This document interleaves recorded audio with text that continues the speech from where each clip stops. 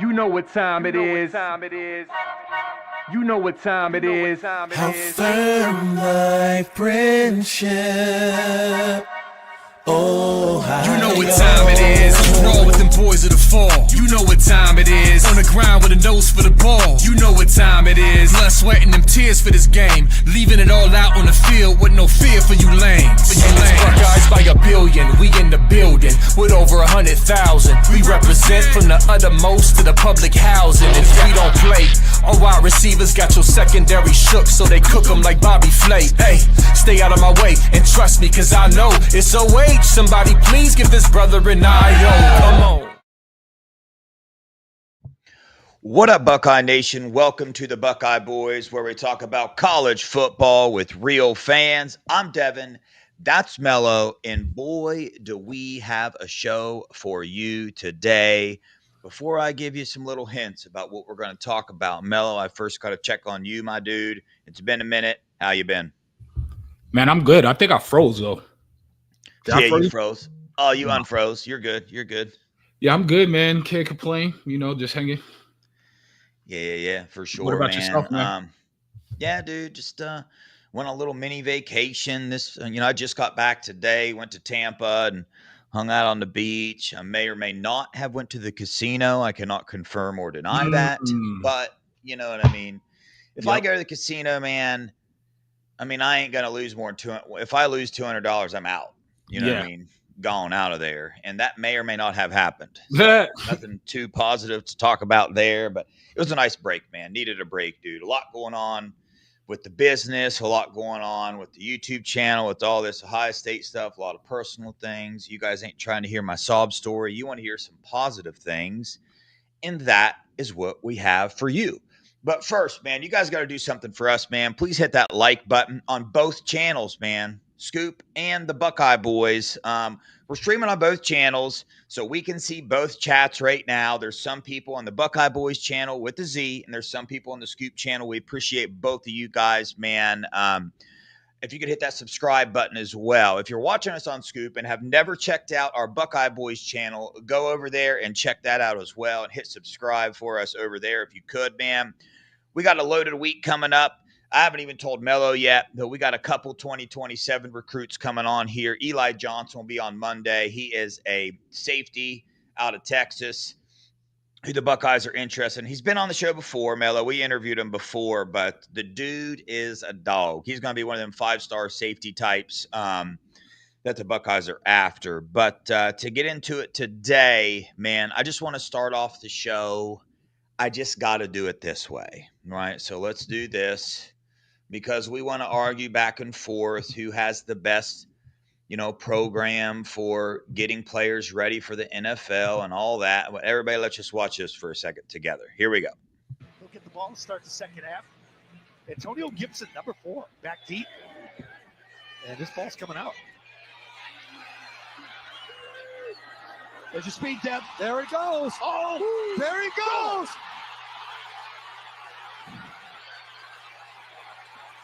Yeah. It's already a new season. Yeah. That happened. Oh, my God. Travion is a monster. Yeah, man. Just to remind people, that is Travion Henderson, the number 4 back taking an NFL draft this year. Somebody got him a good one there. The New England Patriots clearly did. Yep.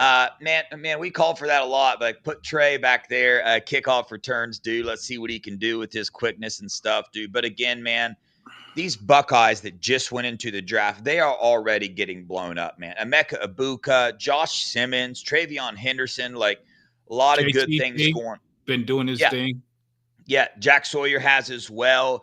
They're being talked about as like the most pro-ready college people, college players are coming from Ohio State, man. And you can just see that with what they're producing on the field. And there you go. That's a preseason game, kickoff return, 100 yards. That's a pretty big deal, man. So not only to us fans, I know we wear some scarlet glasses sometimes with how we feel about our Buckeyes, but man, I mean, the proof's in the pudding, dude. It's backed up all the time with what goes on the field. And the opposite of that is a fan base that thinks the player's really, really good and they go out and they suck J.J. McCarthy. Stop. You know what I'm saying? Like that's the difference there. Our players go do it. The players they say are really good, they're just not. But did you hear what Aaron Rodgers said about Roman Wilson? What he said? He needs to get out of his head. He has a lot of talent, but he's so worried about impressing me that he's in his head and messing up plays. Like that whole team, if you can't realize that they cheated their way to the NFL, and a lot of GMs probably going to get fired because of it. I mean, you're definitely just a Wolverine fan because none of them are doing well in the NFL. Yeah, you might have like 2 or 3, but you're not going to bust on every single player that you recruit. But clearly, something else was going on, and we all know what that was. Yeah, for sure. Our dude Intrinsic in the chat, he knows about it more than anybody. I saw he posted the JJ McCarthy stuff, man. Michigan busting like crazy, only produces mid linemen, good depth pieces. I will agree with that statement right there, man. Shout out everybody in the chat, man. The Natural, Lucia, Aaron, Steely, Roland Coconut, Buckeye Backers Podcast. See you in there, brother. Appreciate you for joining, man. Donnie, all you regulars in there, man. We appreciate the heck out of you guys for joining the show tonight, man. So had to do that real fast, man. I almost dove into some more scum stuff about how crazy they are. And I do got to say this. They are, what's this new thing they're saying that there's documents? Oh, yeah. They said that Joey Velasquez, they never said his name, but hinting towards Joey Velasquez being, right, this inside source that Ohio State illegally got on their team, which makes him ineligible, which makes the Buckeyes and Natty ineligible. Like, you can't make this up, dude. You can't make it up. Like, they said, and they're all the time saying, we have documents to confirm this. We have documents to confirm it was Ryan Day's brother. I'm pretty sure I saw that on one of their message boards saying, hey, we can prove it was Ryan Day's brother. Oh, can you? It was a joke. We know you can't prove it because we know where it started. I was watching it live when it happened. Everybody was laughing. Yeah, man.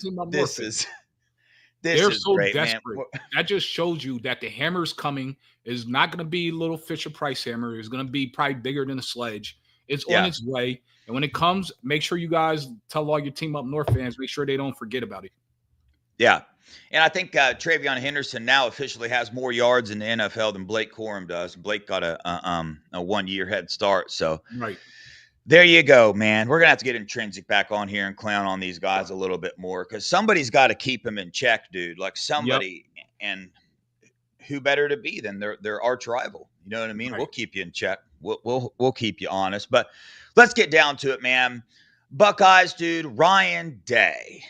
Okay, in my opinion, it just pulled another boss move. Right now, it's hard to weigh some of these moves that he's made in preseason and stuff. But up till now, like on paper and on some of these hires, we've seen the Tyler Bowen, the Matt Patricia, we've seen what they're able to do. But in particular, man, Josh Boyer just got hired onto the Buckeyes staff as an off-field analyst, I do believe. Let me get this picture pulled up. I took the time to download it. There's our dude. Yeah. He is now officially a Buckeye. He's kind of always been a Buckeye, man. He's from Heath, Ohio, coached at Kent State, went to the Patriots in 2000s. Like he went from, like low-level college stuff directly to the NFL, the Patriots staff. He was the defensive pass game coordinator and the corners coach for the Miami Dolphins. For the Patriots. Yeah. Okay. And then in 2018, I believe he became that's when Matty P left. So then he went to Miami after the Patriots and became the corners and defensive pass game coordinator and eventually the DC. So he was at Miami from 2020 to 2023. But he spent from 2006 to 2017 with Matt Patricia, right, in the New England Patriots, to which he won 6 AFC champions and 2 Super Bowls. 3. With Matt Patricia. No, hold up. Then Matt Patricia left, and that's when Josh won his 3rd one. Matty P wasn't involved with that one, but Josh was on the staff there. So, yeah, he won. Josh won 3 there. Everybody gives Matty P 3 as well, but he was an analyst on the first one. But I'll give it to him. He's a Buckeye. Yeah. You gotta give it to him. He was on. Did he get a ring? If he got a ring, then he was on. Yeah, he was on. He got a ring. Before I turn you loose, Mello, I just want to remind people of something, man. When Matty P got hired, this Edelman interview came out on Julian Edelman's show, and we were all hyped about hearing Matt Patricia's mind and all that, and super pumped up. Well, he said something in there about Josh, and I went back and listened to it. And the main thing he said is, I wrote it down, there's nobody better upstairs than Josh with like diagnosing schemes and what the offense is going to do and what they should be running. So that is a big statement to say from Matt Patricia, who was there for, in NFL for a long time, dude. And now he's on this staff, which makes 3 NFL defensive coordinators on this Buckeye staff. According to my research, this has never happened before. The closest to are 2. Scum did it with Martindale and McDonald. I don't even know if they're still there or not, but they probably did something illegal and are now fired. I know Wink isn't, but McDonald, I'm sure he is. And then North Carolina now, because the whole Belichick family came in there, and you got Steve and Brian, and they've all been DCs at the NFL level, but that doesn't really count. But so Buckeyes with 3 man. What do you think about this? What Ryan Day is doing and building this staff right now? This is why Ryan Day is the best coach in the country. I don't care. I know Coach Smart has one more championship than him. But if you look at strategically the moves that Ryan Day is doing, he's playing 3D chess right now. How he's setting up his staff for not just now, but the future and the longevity. There's going to be an immense amount of development. There's going to be a reasoning for kids to want to come to this school because they all want to go to the NFL. And if you're getting coached by people that all either played in the NFL or coached in the NFL at some level, then they're going to have you prepared to go to the NFL. Now, we're going to see what happens in the future, but I love what Ryan Day is doing. I think he's a genius. Yeah, I mean, this is the boss move, and this is coming off of the moves that he has already made. In particular, the O-line, right? We got 3 head offensive line coaches on this team right now, and as of right now, the next update we have to talk about, it is making a dramatic impact with the Buckeyes on-field play in the offensive line room. I'm telling you, there are some depth pieces that are causing some issues, and I mean good issues, as in we're not able to decide what our actual starting lineup is because some of these guys are just balling out, but we'll get in that in a minute when we get done talking about this. We might be already, but yep. I love it, man. All these defensive minds together between Tim Walton, Matt Patricia, now Josh Boyer, Tony Washington. No, wait, he's not who's the other D-line coach we hired this year? I forget. But so, I mean, this is ridiculous. The staff that we are putting together. I mean, it's one of the best, if not the best staff to be put together in college football right now. This is ridiculous. I agree with you, man. What Ryan Day is doing is, y'all better watch out, man. You guys been watching Ryan Day's interviews? I'm telling you. Dude is kicked back, calm, cool, collected, and all you other teams out there that you want to preseason rank us at number 8. You need your mental health evaluated, probably Greg pretty McElroy. quickly. That's just kind of wild, dude. But anyway, yeah, moving on, man. O-line. So, Mello, let's start, man. Yeah, let's start with who we chose before. Okay, so we were all about Austin Sarabeld, right tackle, right?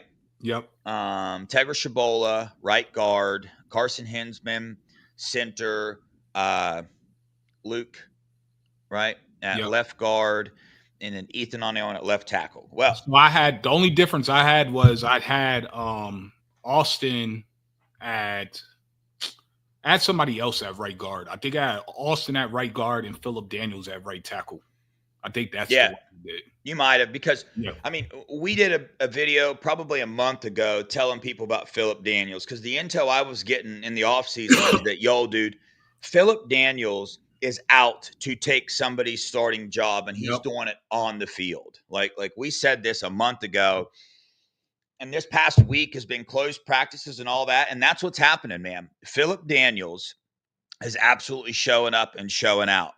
And he's causing, there's a lot of rotation going on. All of a sudden, the media is not there. While the media is there, we saw what we all assumed to be the starting line. Media gone, right? We heard Ryan Day do an interview to which he got asked, so why Austin at right tackle? Okay. And he said size, athleticism, strength. He said, I talked to strength coach Mick. We talked to Tyler Bowen, and we both agree that, yes, he's the dude. He can be our left tackle. Okay. So Ryan Day let a little something slip there, and then later said, oh, well, you know, all the secondary positions we want him to play and stuff. So that happened.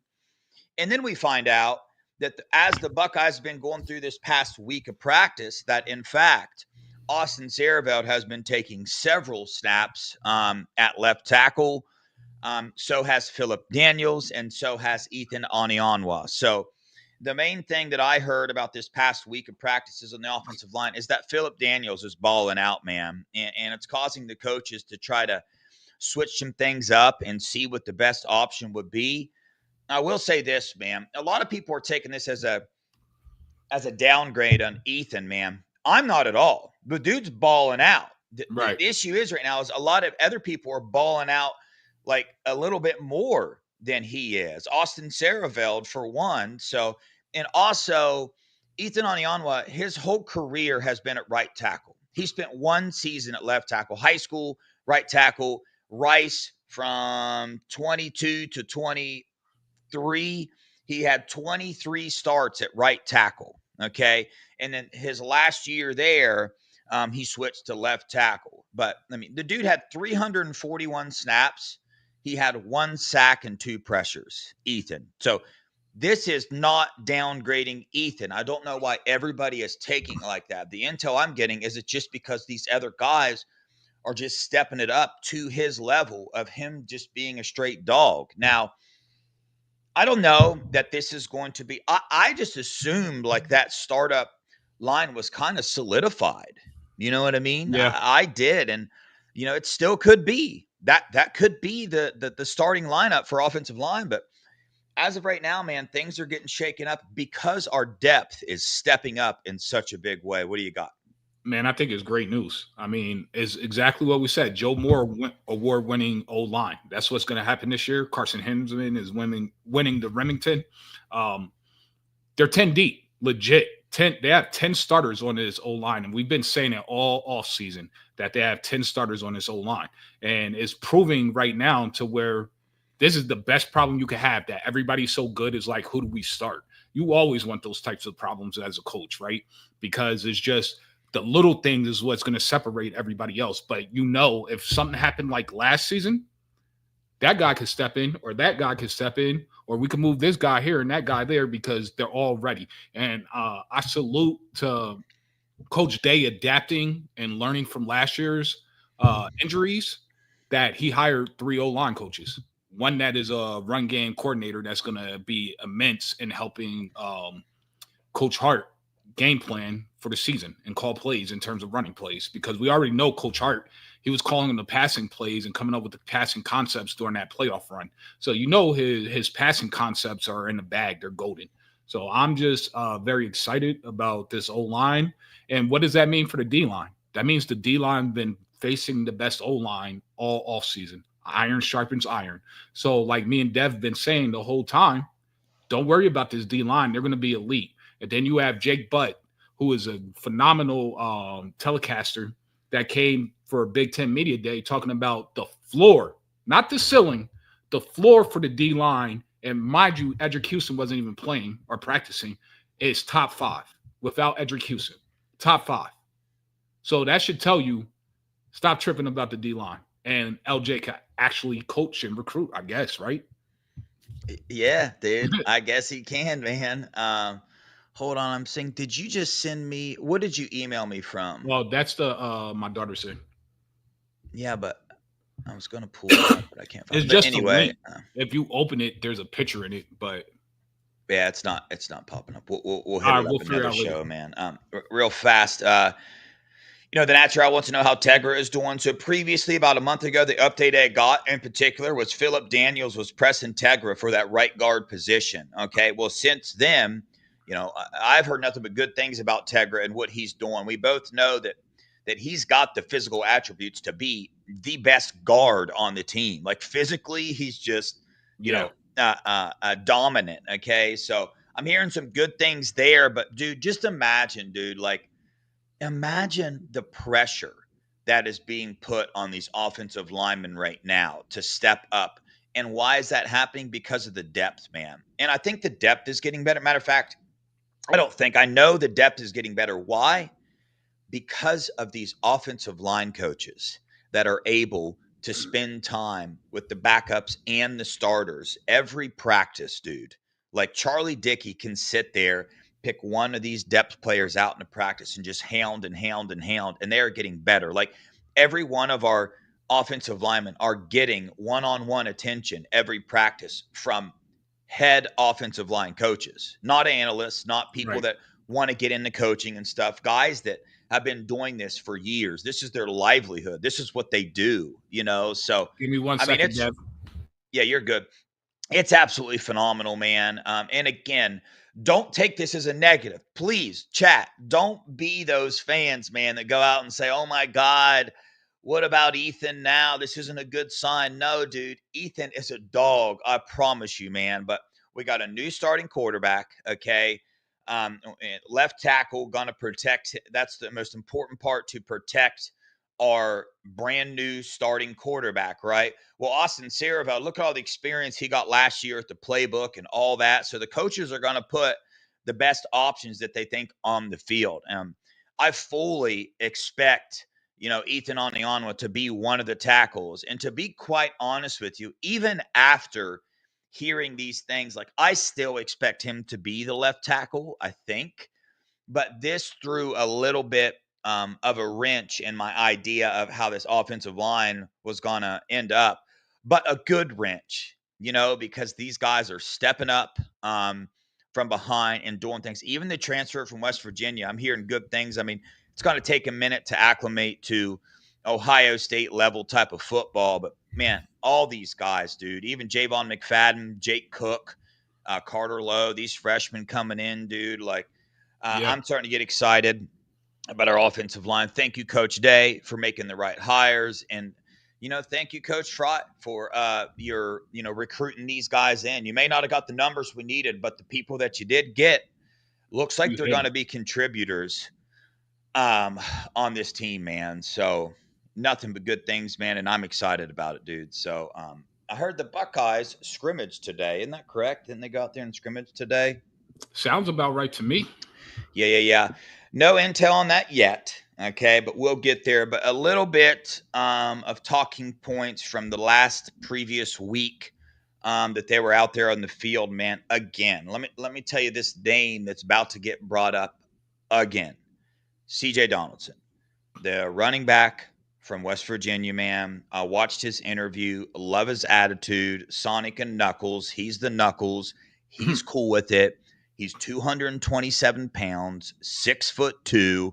He got voted out of 5 current players on the team that we personally asked.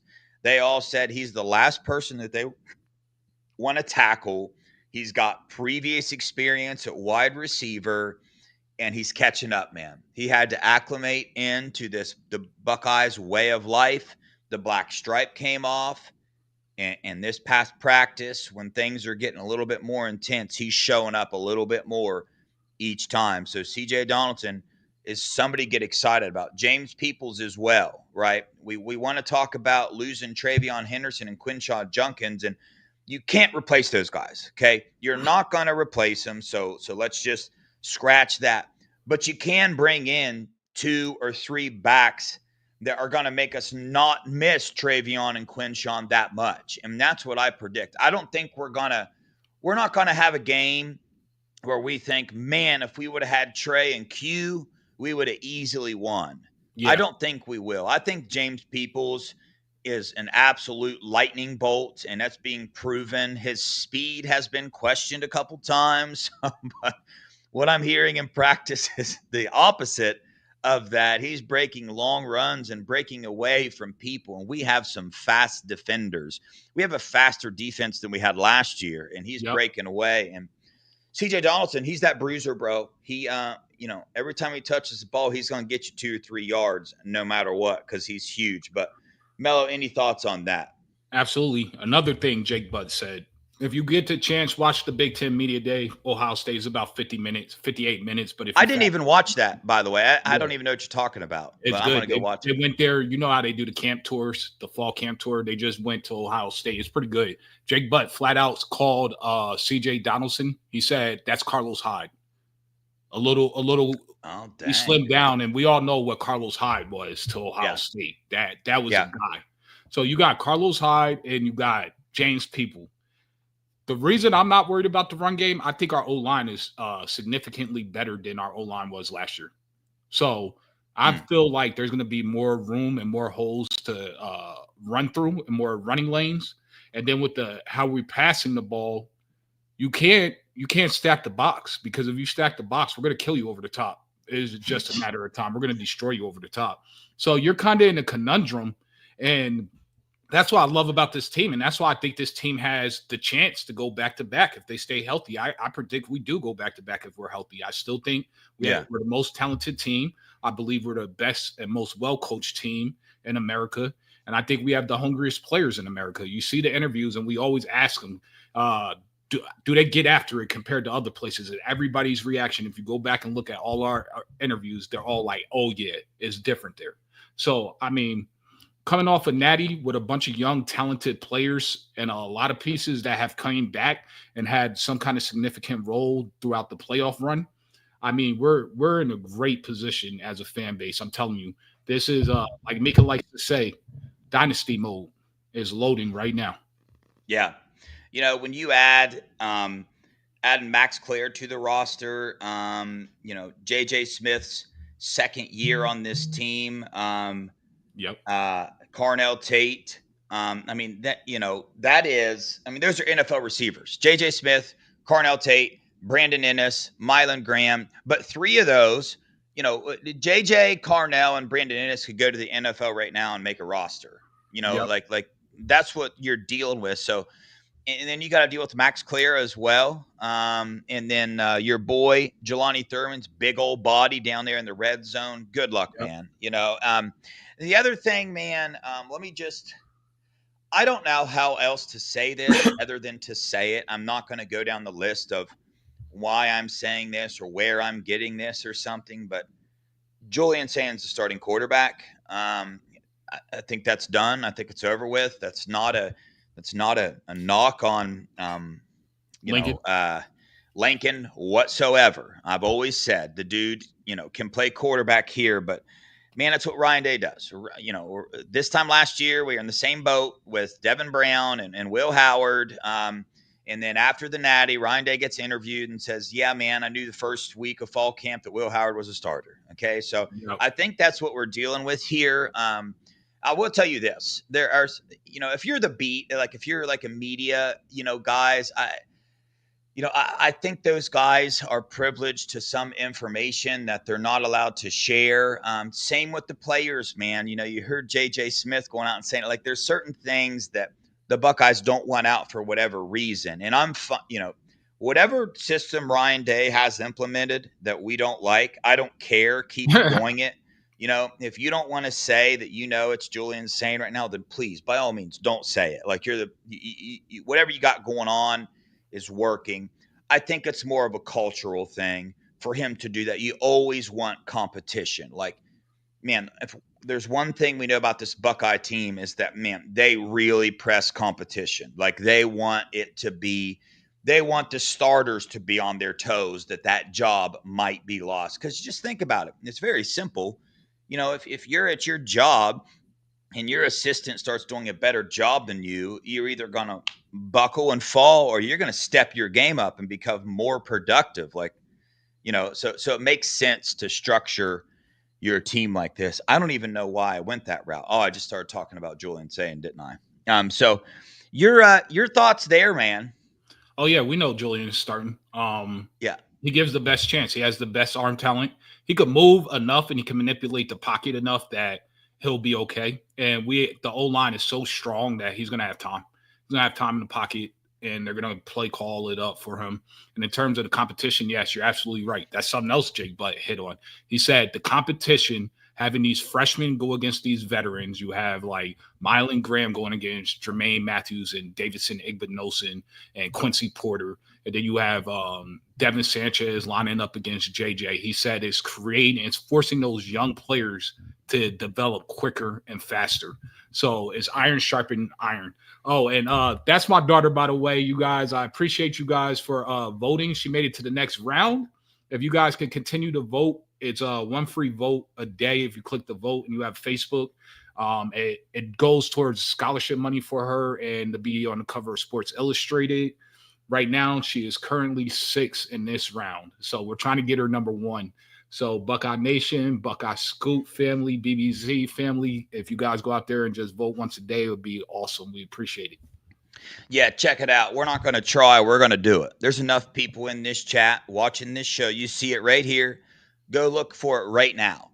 Youth Athlete of the Year. Look it up. Type her name in and go hit vote. She's currently in 6th, it looks like. So we can change that. You can literally do that right now. While you're it's also on show, our man. X account, by the way. I'll repost it again after the show. Yeah, check it out. Lucia votes every day. I love it. Lucia, I love you. That's great. That's freaking awesome, man. Yep. Yeah, sorry. He said no disrespect, less dudes and mans. Keep to releasing info. I say dude and man a lot. I know. Sorry, guys. Something you just got to deal with it. You know what I'm saying? Mm-hmm. I can't help you there. It's what I do, bro. How about bro? Should I start using bro? Yeah. That might help him. Yeah, Lucia said pin the link to make it easier to find. Yeah, we'll work on that, man. But yeah, so moving on, man. This Buckeyes, I love this. I personally love this offseason game of us fans and YouTubers trying to find out what's going on inside the Woody and who's going to start and who's doing what, man. And ultimately, it comes down to the end. And we have a pretty good idea already, but it's exciting to hear about some of these underclassmen stepping up and pushing these guys. And one person in particular who at the beginning of summer, I would have said, matter of fact, I did say he's going to take the starting nickel job. I said Bryce West will be the starting nickel. That was my thing. I don't predict that anymore. I think Lowe Styles has solidified himself in that job because his leadership, one of the fastest dudes on the team, and because he stepped up. He saw that. At the beginning of the summer, Bryce West was killing it, and I think that caused him to kick it into high gear, and that's exactly what he did. But still, this past week, Bryce West, man, tearing it up in there, dude, doing his thing. So we got a lot of talent in that room, but Bryce West in particular, his name gets brought up a lot, and it's showing out. And, I wouldn't be surprised, man. I know you got Aaron Scott in there as well, but those two guys, they're going to be on the field this year for impact plays. We're going to need these guys to play. So just because you're not a starter, don't mean anything, man. We will need Bryce West this year. We will need Aaron Scott, and we will need Devin Sanchez. It's happening. I mean, it's definitely going to happen. Devin Sanchez lost his black stripe as well. So, yeah, Melo, I know you got something there. What you got? Man, this is what I was just thinking about.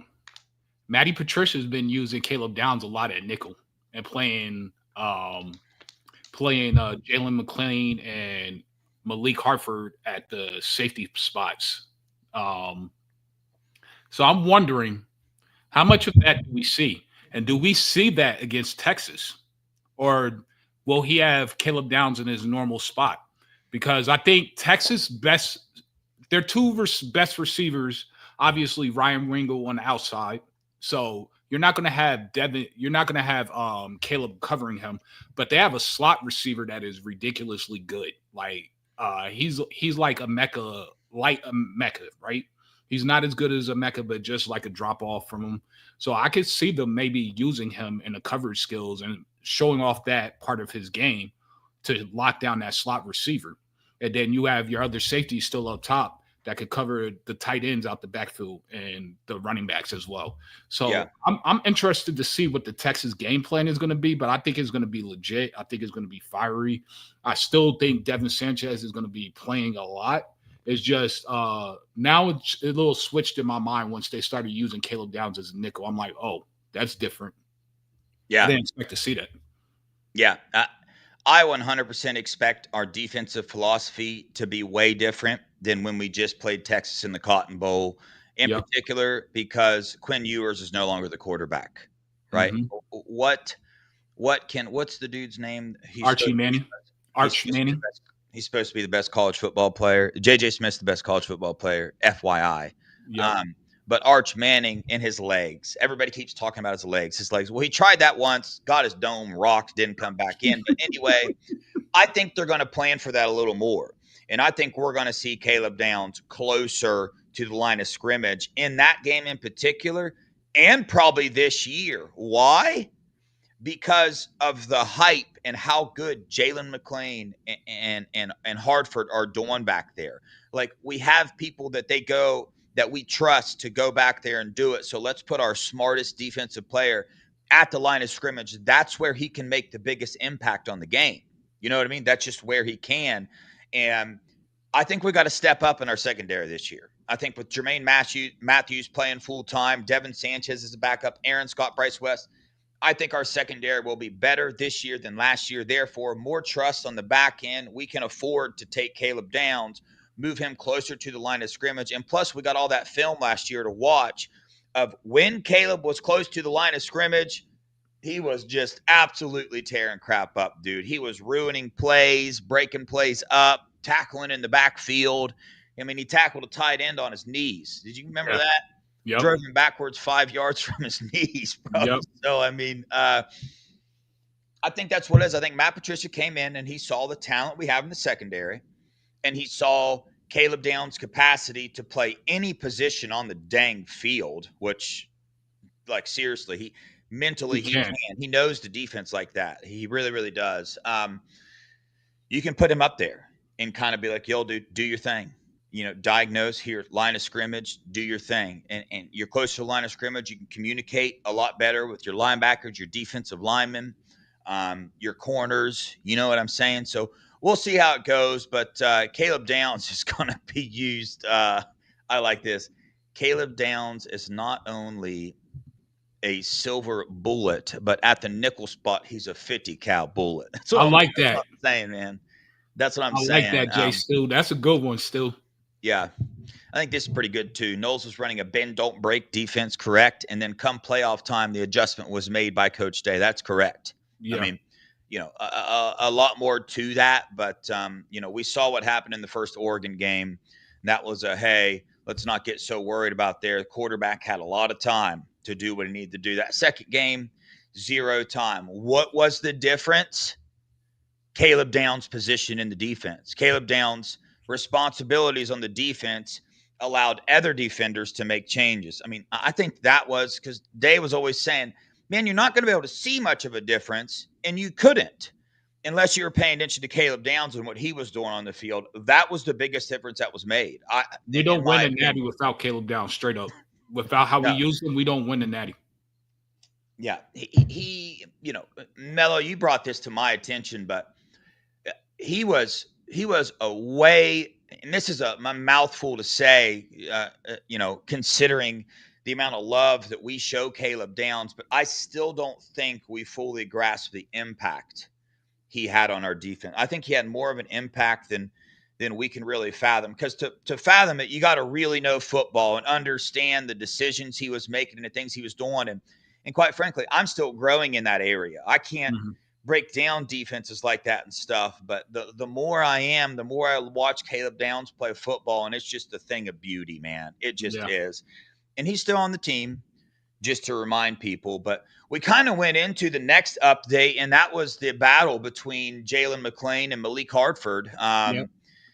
And it's a battle. And again, here's another example of what competition does, in my opinion. At the beginning, Jalen McClain. Then Malik Hartford, right? You know, that pressure of an underclassman coming up and taking your spot probably had something to do with this. Stepped his game up. Now, he's always been a baller, a little injured last year. I think that's why we saw Jalen McClain to begin with. Mm-hmm. But they're both tearing it up. And the person that I talked to said, if you had to pick one, who would you pick right now? They're picking Jalen McClain. But they did not make that decision lightly, like very easy. So you got two people back there that can play. This is exciting. Jalen McClain and Malik Hartford can both get the job done. So, dude, this defense this year, man, golly, bro. I don't know. I'm sorry. I don't mean to be geeking over here, but I'm just thinking about how people don't understand how nasty this defense is about to be. And yeah, the reason I do like Caleb Downs at nickel, because you got to think about it. Jalen McClain is a ball hawk. His range is ridiculous, and he picks off a lot of stuff. And then you have Malik Hartford. He's basically Latham Ransom 2.0. He's coming down and he's laying the wood on you every single time. So, like, you have two complementary pieces over the top right there. And then you have Caleb Downs near the line of scrimmage and free roaming everywhere else. Like, man, this defense is going to be ridiculous. And we didn't even talk about the linebackers. No, I mean, at this show, I mean, we don't have to get off at a certain time. We're going to get into it. I'm feeling it. But I just want to get into the updates that I heard from people that were there, like watching the practice. And then we'll go into our little free range of, you know, what we think's going on and stuff. But as you know, man, here at the Buckeye Boyz, dude, we've spent a year and a half building relationships with recruits, players, parents, coaches, man. And, you know, we talk to them from time to time. And if there's information we get that we can share, we share. If they say don't share it, we don't share it, man. That's what we do. So, again, we're a fan channel, man. We're here because of you guys. This isn't our livelihood. We don't depend on this show for clicks and for money and for all that. Any super chats you guys give, we give right back to Teen Challenge and homeless vets. Any money that we make from advertisements from our thing, I mean, we're doing a competition, giving away a free ticket. It pays for those things. So any likes, and if you could do that, hit that like button and hit subscribe as well on the Buckeye Boyz channel. I know you guys get annoyed with saying that, but the more that happens, the more things come back to the community, to the Buckeye community, to the Scoop, to the Buckeye Boyz family, you know, all that stuff. Like, that's real talk. I know that, like, people say that, man, we ain't here trying to line our pockets with nothing, man. Number one, we have a blast. We have a blast. You know what I'm saying? This is great. It's our relief from real life stuff sometimes, getting on here and doing this. So we care about y'all. We appreciate y'all watching, man. It's Jesus and football here at the Buckeye Boyz, dude, here at Scoop Fam. So appreciate you guys, man. But back to the updates. I think they got 2 updates left. And I'll just say it, man. Caden McDonald, first-round draft pick. Kenyatta Jackson, first-round draft pick. I mean, that's how it got described to me of how they've been performing this past week. K-Mac has kept up with being unblockable. like I got told that, there's a chance that somebody approached him and told him to back off a little bit so they can get some stuff ran. I think they were joking when they told me that, but I don't know, but that's what he's been doing. And then, Kenyatta Jackson Jr., I'll just say this. The other players on the team that have played with first round, talent, they say, I mean, he has the skill set to do that. You know what I mean? And he's been dominant out there, been showing up and showing out. So those are the only updates I've got so far, other than like from our sources, not from going and reading message boards and other things like that. So Mello, what do you have to add to that? Man, K-Mac, I've been watching him do this thing since he was about 13, 14 years old. It's nothing new for me because I've watched him destroy old linemen for 4 or 5 years straight. that's part of the big reason, him and Edric Houston in combination. Plus, we do have actual depth behind them, believe it or not, people. But the combination of those two, they're going to eat. They're going to destroy offensive guards. They're going to destroy centers. K-Mac is literally almost unblockable, right? It doesn't bode well, as far as I'm concerned, for the interior offensive line for Texas come August 30th. And they're struggling right now. They're getting people banged up and injured. And they were already having a lot of changes to begin with. And they weren't like super elite. They were overrated last year, to be honest with you. So I think Arch Manning isn't going to have a lot of time back there. And I also don't think they're going to find a lot of gaps to run the ball in. They're going to make some plays because that's just what they do. But what I'm hearing in terms of that game is that Arch is just a big shot playmaker. They had a scrimmage today, and I was listening to the Texas insiders. They said they were struggling to move the ball against the defense, but they had like 3 big plays with Arch. He's more of a big playmaker than Quinn Ewers, but Quinn Ewers might have better touch. And then with KJ, we all know, we've been telling you that it's going to be different. KJ is a prototypical defensive end pass rusher that we're used to seeing. I wouldn't call him Chase Young, but he's more in that mode than he is in a JTT mode. But at the same time, JTT is out here wrecking havoc in the NFL. So that should tell you what the issue really was and how we upgraded at the DC position. Like, we're just not going to sugarcoat it. I mean, Jim Knowles was handicapping and handcuffing our defensive ends, the style of play that he wanted to do. So he didn't fit the personalities here. I hope he has fun at Penn State. That's fine, but we got to upgrade. I'm expecting KJ to have 10 sacks this year. Mello, well, since you were the one saying it, you might as well read this one. Shout out Mike Green for the $5. Jim Knowles is a team defense. He had to feature Caleb. But everyone else, especially our DNs, Jim be wanting to drop Jack in coverage. Trash. And then here we go. Mike Green still on it, man. $1.99. We all know Jim takes too many one-on-one chances. Yeah. Again, listen, I like Jim, right? Not so much anymore, but I liked Jim as a defensive coordinator. There are things we want to fix, but he had the number 1 defense in the nation. He had the players to do it, but still, you can have the players to do it and be such a trash defensive coordinator that you don't have the number 1 defense in the nation. Yeah. Jim Knowles brought us a national title. Even if Ryan Day had to get involved, he still did it, right? He did it, man. So for sure, much respect to Jim Knowles up until the point that he left the Buckeyes, and now he's on his own over there with old letdown Franklin, man. Which I do not, man. I am not a fan of James Franklin. I know you really aren't, man. Not even remotely close to a little bit, man. Hold on, I gotta say something, dude. This brought me up. So my favorite coach is Coach Locke. I'm now on a mission. Chat, I need your help. We need Coach Locke on the Buckeye Boyz channel. If you guys know any connections to Coach Locke, that's my personal number one want. My number 1 interview right now would be Coach Locke, man. I was listening to his interview. You know what he said? He said, my guys, they better come to practice humble. If they don't come humble, I will humble them. I'm just like, dude, that's my dog, bro. That's my dog. Beast. So, yeah, he really is, man. You got to look at his background. I mean, he's perfect. He's actually a perfect hire. I was worried when we lost Tony Alfred in the middle of camp winter workouts last season. And I'm like, man, this is terrible. We just got Q. We got James Peoples. We got Trey. Is James Peoples going to bounce now? Is Q like really upset about this? And then here goes Ryan Day with his snap of the finger like Thanos and goes and gets Carlos Lachlan from Oregon. And what an amazing hire. What an amazing move that was.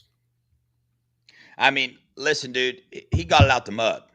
You know what I'm saying? And man, when you go get it like he did, bro, it just means so much more. I'm telling you, like I've been there, dude. Like I've been at the bottom and clawing your way back to the top, man, with Jesus as your foundation. There's no other feeling that can possibly compare. But what it does when you do it that way, I'm speaking from personal experience, it gives you such a heart for other people. Like your motivation in life is to motivate other people, is to watch other people succeed, and in turn that feeds you. You know what I'm saying? Like God put him through that stuff to prepare him for this moment, and he is prepared. I mean, he is a walking quote machine, dude. I love it, man. But Will Star, shout out Will Star, helps out here in the Buckeye Boyz channel. The thumbnail's not today's thumbnail. If you noticed, that does not look like Josh Boyer. You can blame, AI for that. Yeah. Who we blaming? Are you pointing to you? The guy to the left. No, I did that. Will Star did not. But he said the defense needs a change from the silver bullets to the silver arsenal. Cornerbacks, Patriot missiles, knocking out the air attack. I love this. Linebackers, armor-piercing rounds, destroying running backs. Safeties, 50 cal rounds. I like that. I do like that. I'm gonna be honest. Yeah. That's pretty creative, Will Star. We gotta get that up there on X account. Yeah, man. We got to create a graphic so we can put it up there, man. But Will Star. We need a graphic for that with that quote that you just wrote, bro. We're gonna make that go viral. Maybe we could switch it up. Yeah. Dude, I had something else to say. Oh, the last little tidbit on the defensive line, we're all tripping about the depth defensive tackle. And I'm gonna be honest with you, dude, it's still, I get very annoyed when people and reporters and other people, they take coaches' answers, they take coaches' words, and they switch them to meet whatever idea that they have in their head. And so, I mean, I watched this happen with Coach Day in the press conference. And before I say all this, I agree that defensive tackles are probably the most concerning, but look at the level of concern we're at here, right? We didn't get any out of the portal, but for people wonder why Day brings up defensive tackles in press conferences. Let me give you a hint. He didn't bring it up because that's what he was most worried about. He brought it up because you asked him the question about defensive tackle depth, right? And now we see this pattern continuing. People are saying they're there watching, and it's very obvious defensive tackle depth is what we need to start tripping and freaking out about.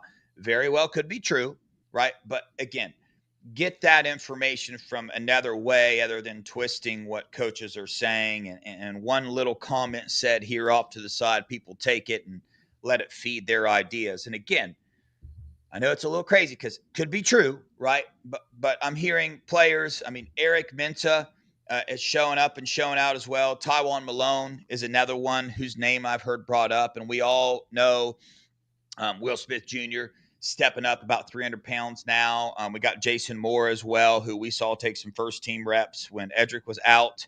So, there's still time, and I think that depth is getting built. And I think when you are assembling a coaching staff like this, and the star power and the competitive nature of this team, man, when we need some defensive tackles to step up and step in, bro, we have them. They're in there. They'll step up and do the thing, man. I mean, we got Edric Houston and K-Mac leading the way. Last year, it's not like we saw a crap ton of defensive tackle depth. I mean, we had some pretty good depth last year with K-Mac coming in, but I think we'll get by.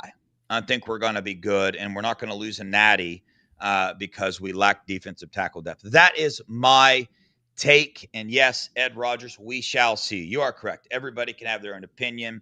If you guys are listening and have that, that's fine. But what's up? Well, I'm going to tell you like this.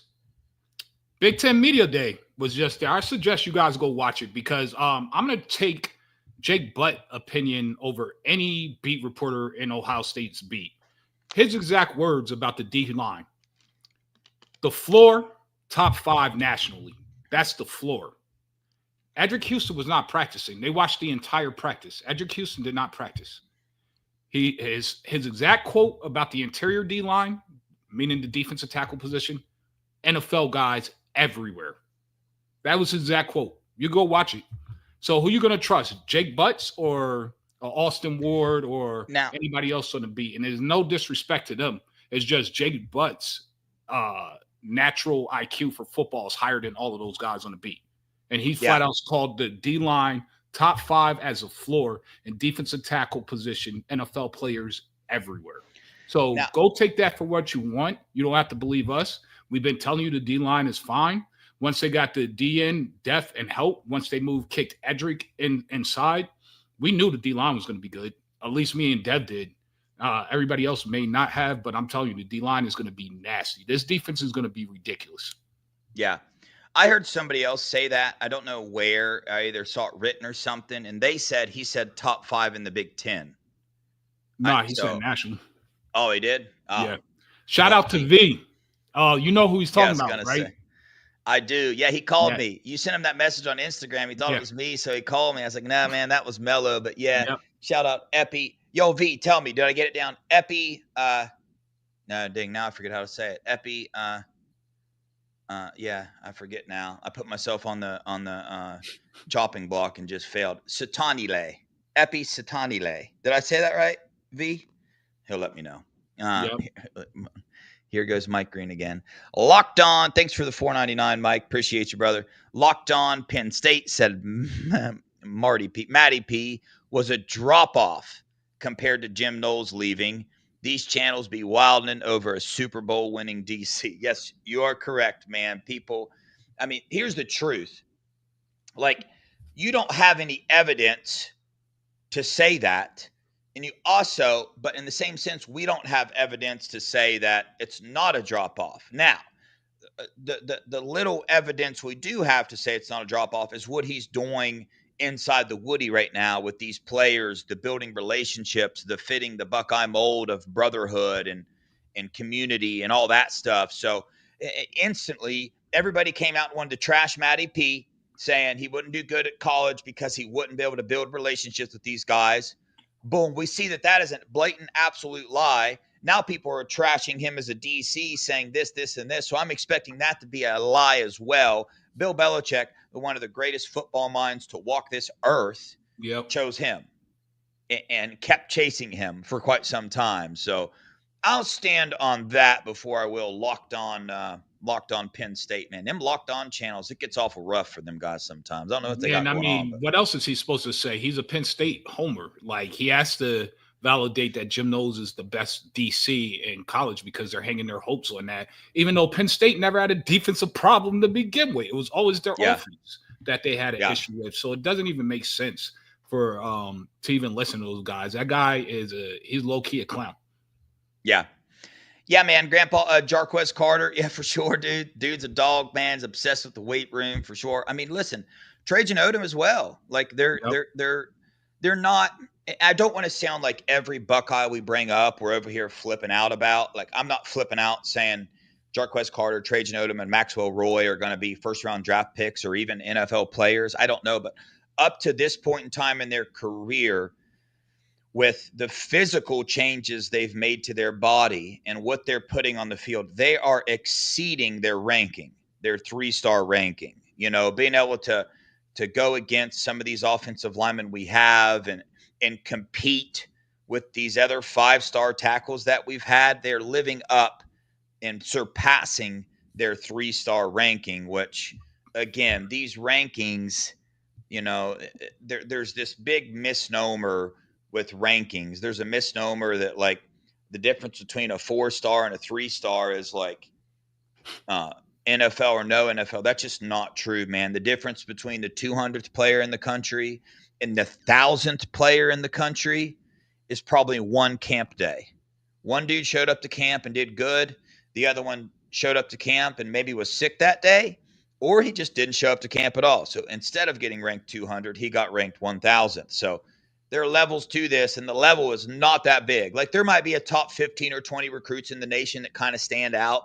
But below that, I mean, the difference between these guys going down from a high 4-star to a low 4-star is literally some dude sitting behind a computer screen's opinion who's probably never seen that dude play in person, because it's a lot of players to cover. So, you know, you got to keep that in mind. But yeah.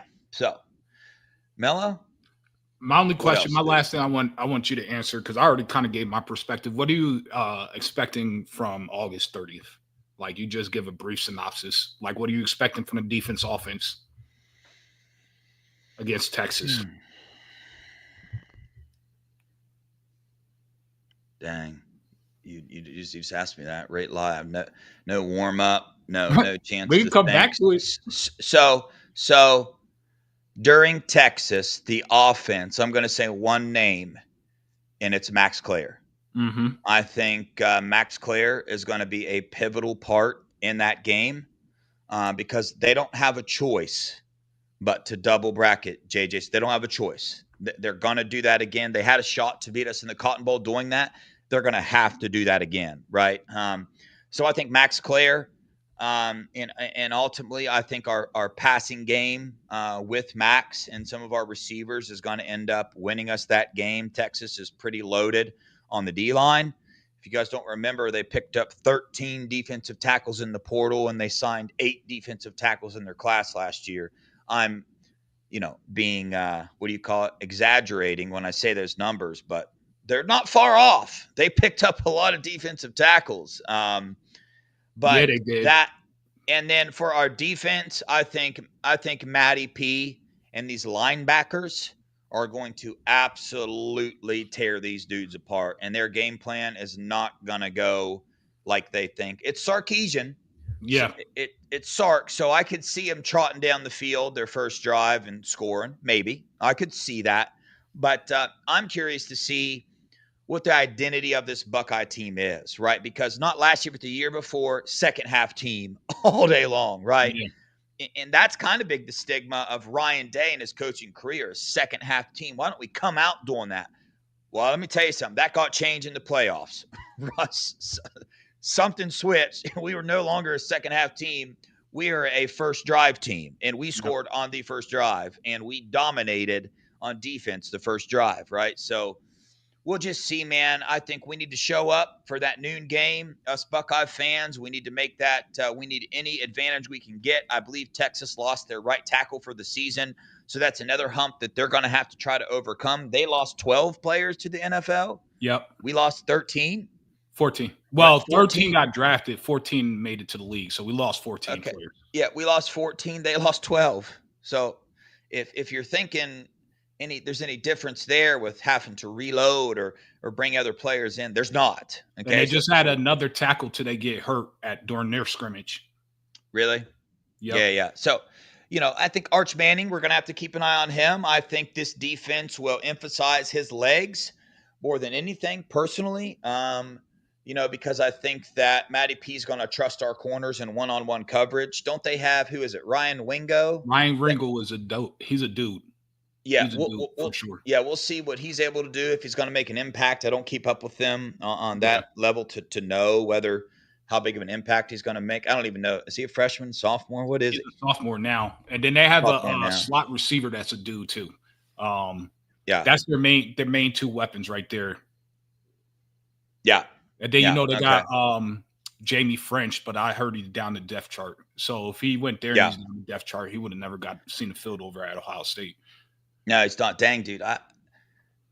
They did get French. I'm thinking of who's the other French's buddy, SFE guy that we really wanted, went to Florida. Brown. He went to Florida. Vernell Brown. Yeah, that dude's a dog. Also got Jalen McCutcheon, who we did want. He's in their depth chart. He might play, but he's a true freshman. He's going to be on line. Yeah. I was never, you can go back and watch the shows. I was never like super stoked about Jamie French. I know you weren't either. We were all looking like, why is everybody like freaking out over Jamie these French? dudes talk about a Lambo. Like, bro, you'd be lucky with a Ford Focus. What are we talking about? I never saw it in him. I'm sorry. I'm not trying to hate on the kid. I think he's going to be a great kid. He's going to develop. But I never saw like why everybody was pressing so hard. Like, let's get him a Lambo. He wants $1 million. What? No, that's crazy. Yeah. And now I cared about Vernell Brown. Brown, he gonna be in the NFL. His dad played in the NFL. I know his dad. Talked to his dad several times. His dad coaches SFE, helps out with SFE a lot. So I spent some time with him. But he's gonna be a dog, man. But yeah, man, a lot of good intel coming out of the Buckeyes fall camp right now. They scrimmaged today, so I got some feelers out there. We'll be loaded up with that. Braylon Womack's situation real fast. Nothing too crazy here, man. Here on the Buckeye Boyz, I think, at least me personally, I'm on the outlier right now. I'm not over here tripping because I know how much Braylon Womack wants to be a Buckeye. I know how much his family wants him to be a Buckeye. Just to put it point blank, we all know what the question is. Can the Buckeyes get competitive in their offer? Competitive. Doesn't have to be the most. We will see. I think they will. I think they have, they're in the process of doing that and looking at him. But also the Buckeyes are real careful, man. They got Blaine Bradford already. But if you look at this class, Simeon Caldwell is a linebacker. I don't think he stays at safety very long. So we got Blaine Bradford. And do we have another safety in this class? Nope. He just left, right? He just switched to North Carolina, the Ohio guy. Yep.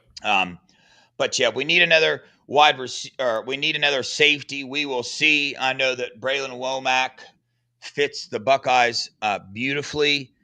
His family does as well. We're hearing Auburn is the biggest competitor. I've always thought Florida was, but apparently Auburn, with their 50th ranked class, is coming in. I think his sister goes there as well. So we'll see how bad they want him. I mean, I know they want him really, really bad, but the Buckeyes are not gonna they're gonna keep to their structure. They're not gonna go outside that structure and let us JJ sit. But just to be clear, I still think Braylon Womack's going to be a Buckeye. I just do. Now, him and his dad will be on the show. What Mello? You think a couple weeks or a week before he commits? We're already a week out. I talked to him today. They were at a photo shoot. We are going to try to get him on the show today, but he had a photo shoot, and we'll see what's up, man. It really just comes to, will Ohio State go half of what Auburn's offering? It's that simple. If they go half, he's a Buckeye. If they're not and they go lower, it's going to be an issue. But shout out to Terry. Terry, do not be scared of Dalen McCutcheon. He's a true freshman, and we got BIA. He's not going to hurt us. I would be more worried about Ryan Ringel and their slot receiver because the slot is really good, man. Yeah. Dope. Yep, we'll see, man. We'll have some updates for you on Braylon Womack. Go check out the scoop board over there. There's always updates over there. Tomorrow, man, Eli Johnson, he just texted me confirming yet again, man, he'll be on the show tomorrow. 2027 recruit. I know, man. I know those never get a lot of views, but if you're one of those diehard Buckeye fans, man, this is what we do here on the Buckeye Boyz. We're going to start building these relationships with these 2027 recruits right now. Got several recruits coming on, and we'll keep having them on every 3 to 6 months until they sign with the team, man. And if they sign with the Buckeyes, we'll keep building that relationship, keep that going. But man, we want these recruits to have their own voice, right? To be able to come on here and say something out of their own mouths that people can't twist and write into a story. We don't come on here and ask crazy questions trying to trash other teams unless it's the team up north. We don't do that, man.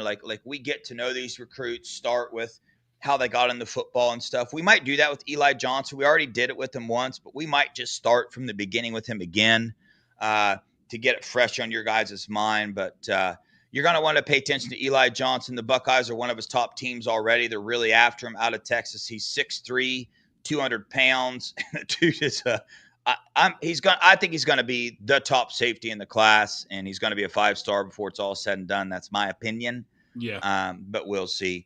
But other than that, man, I don't think any really recruiting updates, man. The Buckeyes are going to have to reevaluate some things, man. We got to go get another corner, I think. Yeah. No, there's no thinking. It has to happen. I mean, we don't have enough corners in this class. Yeah. Last year we signed Devin Sanchez and Jordan Woods, and Jordan Woods is 6'5". Yeah, he's 215 pounds. He's not a corner, bro.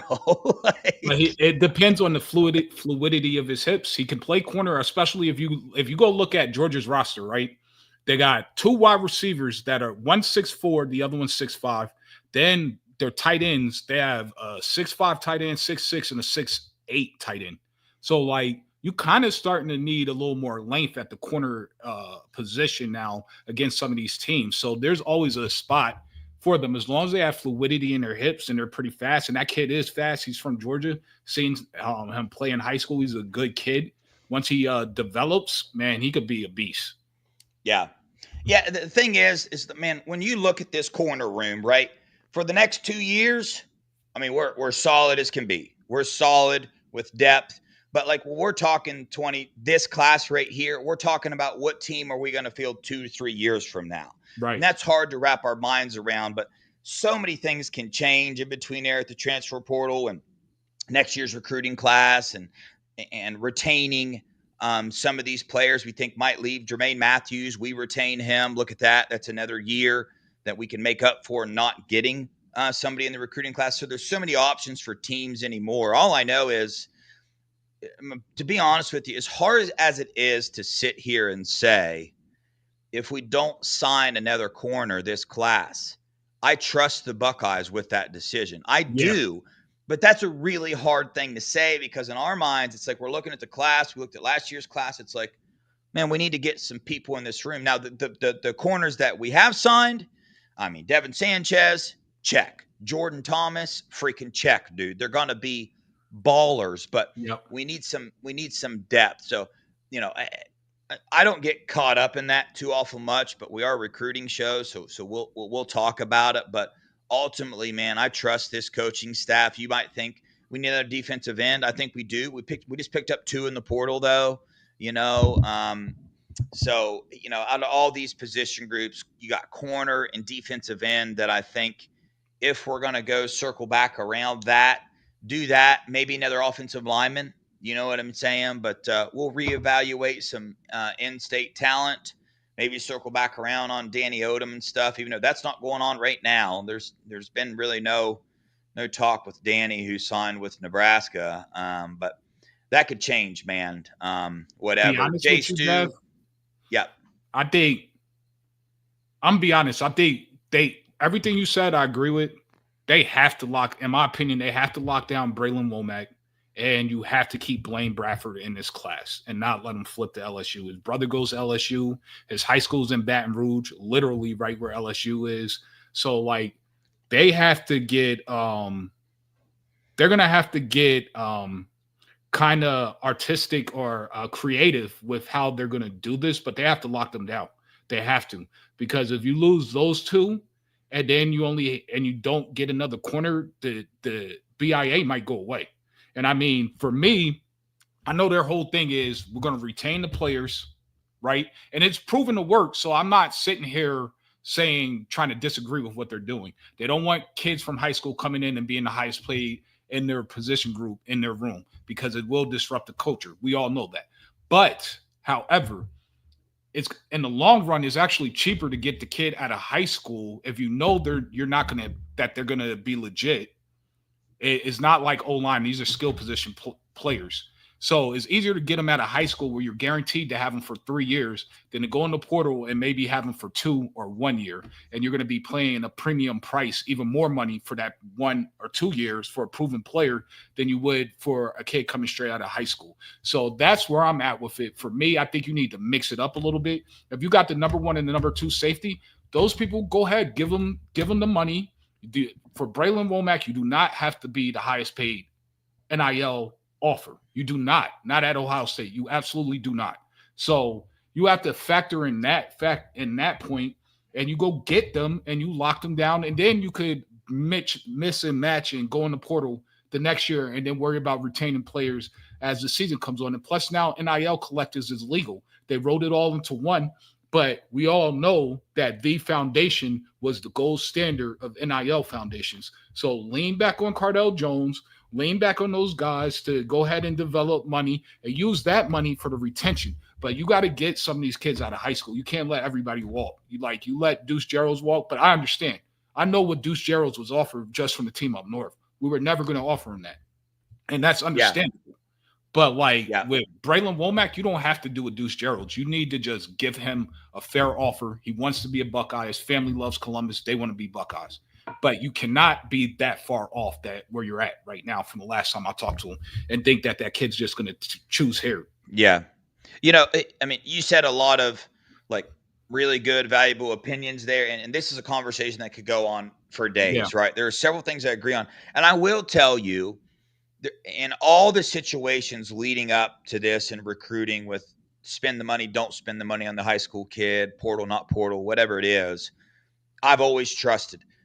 This Womack situation, is messing with my brain a little bit. Like I think it is yours because, you brought up some really good points. It's ultimately you're either going to pay for them in the portal or you're going to do it in high school. But I get their decision there with, it's just like when they go and spend big money in the portal, the Buckeyes don't miss. That's a guaranteed. And in the Buckeyes' mind, it's like, okay, well, I'm just using this as an example. We can pay $1 million right now for a safety that we think might, or we can pay $1 million to a safety that we know does. Does that make sense? Like the Womack thing, he hasn't done it on the college field. But he's not asking for $1 million. You're still getting them for a deal. You know what I'm saying? I know. I'm on your side with the Womack thing. I'm just giving the other side of it. Now, the Womack thing as well. This is why I think that like the Buckeyes are ultimately going to end up the winner here, and they're going to do what's necessary. And I think it's hard for us because we have a real close inside look on the situation, and in our minds, we're like, really? I mean, come on, just let's do it. Like, give me a call, I'll help you. Right. Like if you need, you know what I'm saying? Like, let's get this thing done. But, again, man, I just think I trust the Buckeye staff. Ultimately, they just won a national title. They're getting some good things together. This recruiting class is throwing me for a whirlwind like it is you with, well, what are we doing here? But I keep going back on the faith in the coaching staff and having it. I think they will get it together. I'm going to keep that faith. I know that if we don't land Braylon Womack, we're going to have another extreme explosion from Buckeye Nation. And probably from me as well. I don't know if you'll get that on live YouTube or not, but ultimately about a day after that, we're going to be fine. Like I know that's like the gimme excuse and nobody really wants to hear that, but it's true. It's the truth, man. Like if we don't land Braylon Womack, we're going to be okay. And let me add something to what you said. Blaine Bradford. Mm-hmm. I didn't share this with you before, but the dude is such a Buckeye lock. It's not even funny. So again, I will report that I don't think there's in today's day and age, you always say, well, there's always a chance. I don't think there's a chance that Blaine Bradford is That's flipping. Good to know. I'm glad you said that. Yeah. I don't think there is a chance. I think this is all things that it's too good of a situation not to set those clicks up. The dude's from LSU. He's got a brother on LSU's team. He committed super early. Like it is the perfect scenario to type about a possible flip of a 5-star safety. Like it's just set up for perfection. Like you don't need inside intel to type Blaine Bradford is a flip target. Like you don't have to do that. People will click on it and believe you simply because his brother goes there. That's where he's from. And this is the second Louisiana player the Buckeyes have ever signed ever. You know what I'm saying? So it's like, it's pretty easy to do that and get people riled up. But just to let people in on a little insight, like me, Devin was there. We were on a 3-way call with the Womack family. And for everybody that thinks they're just about the highest bid, no, they're not. They flat out said if they just come up a little bit, they don't have to be the highest bid. They'll be Buckeyes. And I mean, at the end of the day, like the offer, what they were telling us was so significant. Like me and Dev couldn't even say, talk to them and be like, yeah, you should still come to Ohio State. Like that's how significant the cap was. And that's all we'll tell you. We won't tell you numbers, but it was a very, very big difference. I see Aaron in the chat. I promise you this, if you're listening to Steve Wilfong about anything recruited relating with the Ohio State Buckeyes, you're going to flip out. Because let me tell you some inside info. Wilfong is not a fan of the Buckeyes. That's very obvious. He's obsessed with the team up north. If you've noticed, he's never come out and said anything about their cheating scandal. He's got his little book behind him that, you know, when they won their natty, somebody put a book out about the run they went on, and boy, he shows it on his shows and everything. So Steve, Will Wrong over there on Con 3, it's just he's wild with it, man. Wild, dude. If I was a recruit, I wouldn't let him within 10 miles of me, man, because he ruined so many moments with his flipping his crystal ball here and there and everywhere. And just like, bro, it gets wild. And But- don't forget about Josh Newberg. Oh yeah, dude. Yeah. He's the worst. Yeah. He's the worst of all of them. Yeah, man. He gets a recruit and does an interview with the recruit. By God, you're going to know what he wants out of that interview, because he'll keep asking until you say something leaning that way a little bit. Well, Chris Henry Jr. He went as far. He started talking about the weather in Ohio. Yeah. Like he didn't live here. Yeah, because Chris Henry Jr. would not feed into his. Are you going to flip? Are you going to flip? Chris Henry. Every answer was, yeah, no, I'm a Buckeye. And then finally, he had to go all the way down to the weather. Well, what are your thoughts about the weather? I'm just like, bro, he's such a cornball. Up, dude. Yes. Anyway, V, thank you so much for the $9.99, man. Appreciate you.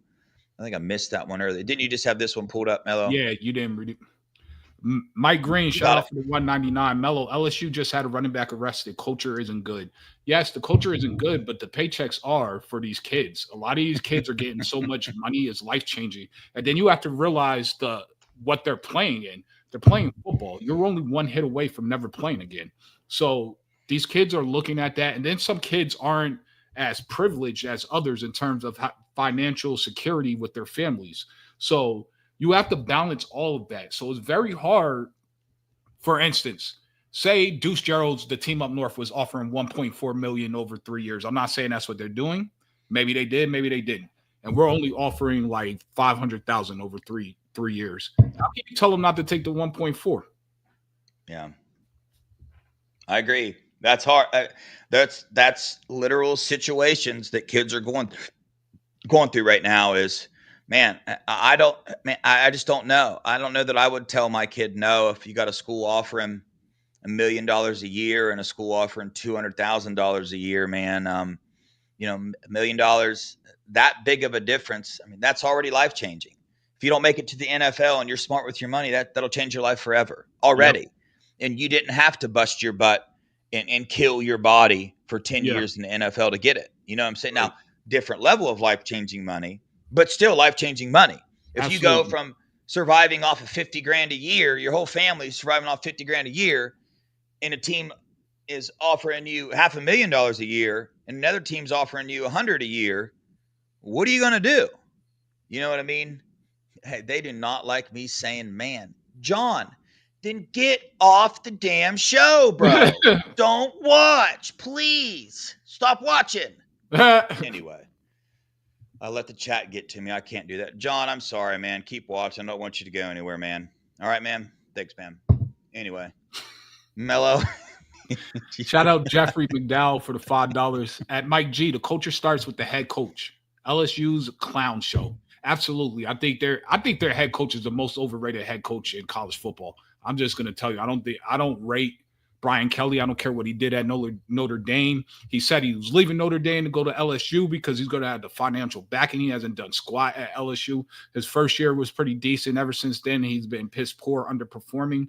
I don't think he's that good of a coach. I think he's getting the SEC hype. And then that Notre Dame, he had a good run at Notre Dame. So outside of that, I don't know. He's not Marcus Freeman. I can tell you that. Yeah. It is hard to match the Buckeyes culture. What Ryan Day and this coaching staff does, it's hard. Like, it's not a simple thing. This is a room full of 105 teenagers. Okay. And you have to keep a good culture in today's day and age with all this social media and all this stardom and money going around. Like, can you imagine how hard that would be? I mean, if you have kids, how hard is it to keep your kid on the straight and narrow? I don't have kids, so I don't know, but I do have some nieces and nephews, and they live with me, and I know how difficult it is. So, for them to do that with that many players, man, is something. That's absurd. If this is real, that's ridiculous. Does he have any eligibility left? Because we could use another kicker. Yeah, right up Dez's favorite subject, special teams. I am. Hey, man, I'm telling you, Jackson Corvell, watch out, man. He's got that. Dang, man, I shouldn't have read that. Now every time I say man, I think about it. I do say man a lot. Just kind of what I do. Sorry, man. Sorry. I do take I do take constructive criticism, so I do welcome people saying that. I will work on that. It's something very hard now, because when I try not to say it, then I start slowing down and my thoughts don't just flow, you know. Right. Yep. But guys, it's been an hour and 24 minutes. Please hit the like button. Unless you don't like hearing man, I understand you're not going to hit it then. Sorry, but Still hit the like button, please. Okay, Mello wants you to still hit it. Hit the subscribe button on both channels. Go over to our Buckeye Boyz channel. Hit that like button and subscribe button over this as well. Super chats, appreciate all of those tonight. The kickers, I told you, man, Fielding is doing his thing. He's getting better, not injured. He has increased his leg strength this offseason. Why did he increase his leg strength? Well, because Ryan Day brought in what? Competition. He brought in a kicker that can nail 50-yard field goals. He did it last year. He's doing it this year in practice. What I was told is he has the stronger leg, clearly. I'm very curious to see if we see like split kickers depending on the situation, like situational kicking. You know, I'm curious to see if that happens. I don't know that I've ever seen that. Have you seen that? Do teams do that? I've never seen it. But yeah, the one thing that does grind my gears about Ohio State, if they knew that Fielding had a torn oblique muscle, why wouldn't you just be like, he's hurt? I mean, you let that kid take a pounding, especially after the Team Up North game. You just let him get abused everywhere because everybody was like, yo, the kicker sucks. The kicker's this. Why didn't you go get the kicker that went to Bama? Like, just tell the people. Some of the injuries, you don't got to tell everybody. But, like, man, people are going to see him missing the kicks. Like, at least we'll have some kind of compassion for him. And then you're talking about, I saw Ryan Day said that Lincoln Kingholz could kick like 45-yard field goals. Well, there you go. You could have had Lincoln kicking the field goals last year while he was injured. Let him heal. Bro, Lincoln can do everything. That's ridiculous. He can literally do everything. That's wild. Yeah, people are bringing up our 6'7" punter that we have on the roster. I want to remind people that he got designated the starter last year. The first press conference of the year, Ryan Day said, Nick's going to be our starter of the game. And then he never don't see him all year. Okay, so if you are getting your intel off this team from Ryan Day at the podium, you might want to remember he's the head coach and he has to say and do certain things. But obviously there was something there that happened that Nick couldn't handle. I heard he wasn't very consistent in terms of ball placement. Yeah, but I'm gonna be honest, man. I was not happy with our punting game last year. I was not happy. It was terrible. Our kicking game altogether. I mean, our special teams with the blocks and the kick return, that stuff we did, that was an uptick in what we normally see. But we got too many athletes to not have the best or top 10 special teams unit in the nation. We just do. I mean, that should be easy for us. I mean, you know what I mean? It should be easy. Yep. He said, man is your calling card. Don't change nothing. I appreciate y'all's support, man. It's awesome to see it. Man, I try. You know, I host the show. Mello watches all the comments too. I do too. I like knowing how you guys are feeling and what's your thoughts and getting you guys included in the show if we can. So it's hard not to read we don't have that many trolls in here, really. You know, nope. Most people are super positive about it and stuff, but every once in a while I read something and it'll get to me a little bit, but I'll work on it. Yeah, Jay Stu. Yep, there is no swearing on the Buckeye Boyz channel. That's for sure. But Ron, hey man, said, I gotta run. I gotta take my son to work. All right, brother. His Tesla's in the shop. But hey, before I leave, guys, just go over to our X account. I reposted it. I appreciate you guys for voting. Just remember, one vote is free. It does a lot, and I just thank you guys and the community and our family. Appreciate you guys.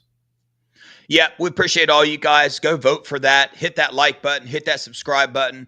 We will. I don't know if we'll be back tomorrow. Maybe. You and Funky? No, Funky can't go, so I'll get with you. See if you got some time tomorrow. We'll hop back on here. But Monday, be there. Eli Johnson. We'll have a couple other 2027 recruits on next week as well. So hit that alert bell so you know when we're coming on. We appreciate you guys for joining us. Appreciate all the support. Mello, you can go ahead and go because All right, brother. I've got to ask a question for this thing. So y'all bear with me. I got to get up and go find my question book so we can get some points going because I got the Washington ticket secured. I believe the Natural is winning right now, and Steely is in second. I just don't know what I did with my book where I ask all the questions. This might be a problem.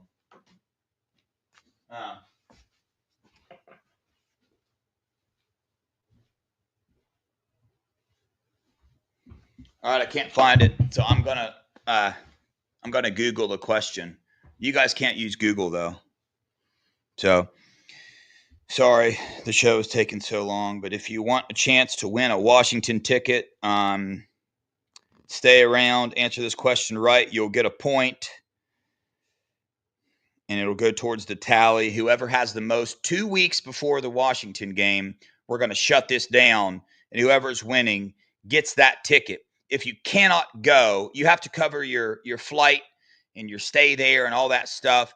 If you cannot go, I will reimburse you. It's $275 I paid for the ticket, so it's a pretty good seat. I'll reimburse you that money, but you have to use that money towards a football ticket, please. All right. Here we go. No, that's too easy. Too easy. Too easy. Oh, here we go. Here we go. Y'all ready? Which high school did Art Schlichter attend? Na na na na na na na na na na na na. Na na na na na na na na na na. Man, I don't see any answers yet. No. Nope. It's not Washington. Not Lancaster. Not Riverdale. Oh, there you go, Daryl. Oh, dang. I didn't tell Daryl. It's Miami Trace. I'm going to give it to Daryl. And I'm going to ask another one, but you only get one answer. Like once you type it in, it's in there. Dang, Steely got it right too. Was Steely the first one to get it right? Without guessing twice, he was. All right, so you both, Steely and Daryl, I'm going to give it to you as well, but you can only answer once. Oh, here we go. I like this one. Y'all ready? Prior to Ohio State, John Cooper was head coach at which Pac-10 university?